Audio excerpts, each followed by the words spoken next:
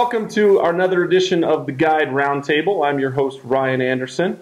I'm here with Pro Staff Guides Brendan Billinger, Cray Lutz, Greg Mueller, and Slade Fedor. And yeah, this week we got a lot to talk about. The weather's finally warming up. We're getting out there and fishing a bit. We got the flush coming, which I know you guys have all been emailing about. And yeah, the guiding is picking up. We've been out a whole bunch, so we got a lot to talk about. Greg, you've been out lately. How's the fishing been? Fishing's been excellent the last couple of weeks. It's been really good. Just had a little storm come through here Tuesday, but before that, it's been awesome. I was up there Sunday, upper river below Gray Reef, and personally caught about a 22-inch rainbow. You caught it? Yeah. You just took it away from the client? The client? No. I wasn't guiding. I was actually okay. I'm sorry that you guys are so all Cray, how's serious. the bighorn fishing? The bighorn's been good, man. I've been over in Thermop a lot. Just you know, we kind of got that storm coming through, and we've had a little bit of wind over here on the Platte. And we all know that the bighorn, a little absent of that this time of the year. It's kind of a playground for us, and the fishing's been amazing. Same deal over there. Nymphing has been hot. Those fish I think they're kind of waiting for that weather to warm up just a little bit to start throwing streamers, but you can get them to chase. You just kind of got to know where they are, and that overcast definitely helps if you're going to throw the big stuff. It's pretty tough to get them to move in those sunny days because that water's so low and clear right now.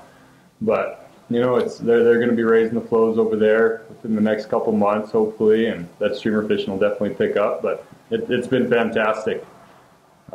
Lots and lots of fish on nymphs. You know, red sandal worms, purpleback scuds, sow bugs. A lot of midges hatching. Haven't fished any of them in the film, but lots of midges. So, what have you been doing, Bean? I've been kind of playing around in Oregon a little bit and fishing by myself.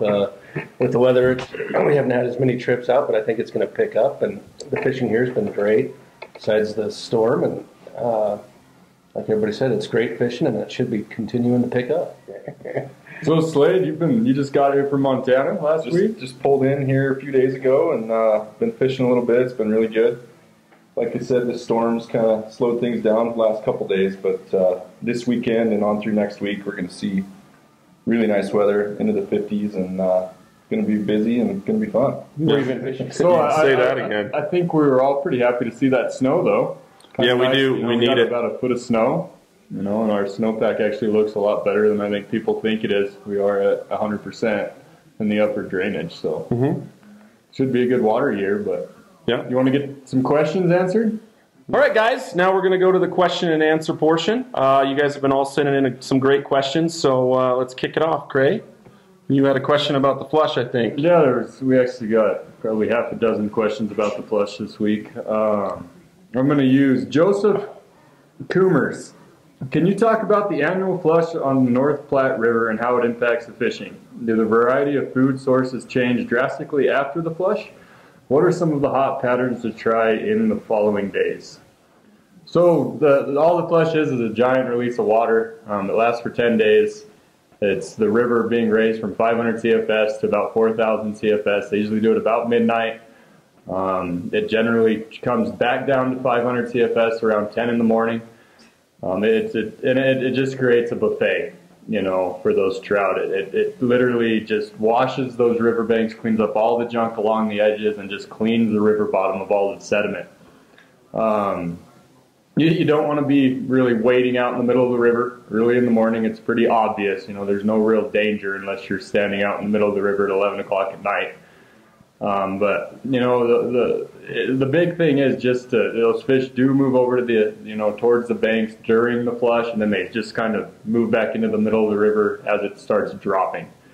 You know, when we're guiding it, we usually put on later in the day and we just follow it down. We get right behind that buffet line, and those fish are really keyed in on bigger meals, you know, following that flush, just because it does pick up all those worms, leeches, crawdads, scuds, etc. off the bottom, and they're just rolling down. Anyone want to add anything to that? Yeah, I think the flush scares a lot of folks away. We love it. We fish every single day, even the first day, you know, because it does. It's like Cray was saying, you know, we fish right behind that water and it fishes great. So Greg, you had it is a little off color generally, you know, and it's a lot of people are like, oh, that's dirty water. You got to remember that when the North Platte is clear, it's not gin clear. A little bit of off color water is awesome. You know, and it might shut that lower river down for a few days. You know, it might stay a little bit dirty down here, but yeah, well, just because of the time frame, it's still high down lower. So yeah, but staying up high, you'll be just fine. Perfect. Greg, you had a question?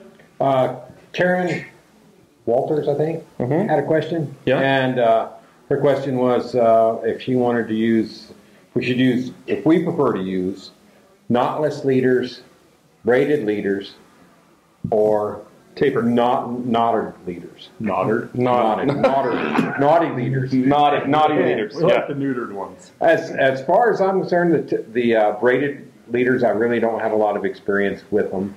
I've used them a little bit.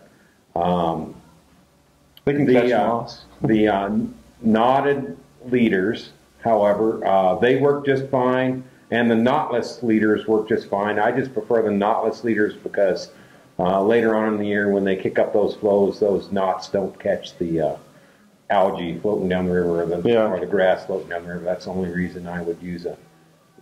But we do have a lot of guides that do use knotless leaders, and they do just fine. Knotted. Yeah, that's what I meant. Knotted. Yeah, I mean, a knotless leader is going to cost you a bit more. You know, it depends on how much you want to spend. A knotted leader works just fine. It's time saving if you go knotted and tie your own. But yeah, like Greg was saying, it can pick up a bit of grass in the summer. And to add that, you know, when we're fishing 5 feet down, I started just using 2X without a leader. It's cheaper, it's quicker, and you don't get as many knots. So a lot of times you don't even use a leader. Yeah, because you kind of, that time of year, you're almost level lining, which sinks your flies faster anyway. Yeah. Which level line is, you know, some thick line to your indicator and then, you know, that really thin mono like 3X down to your rig, which does get it down right off the shelf. So hopefully we answered your question, Karen. And Bean. Donna Perry Pape, do you use the same flies on the upper river as the lower river?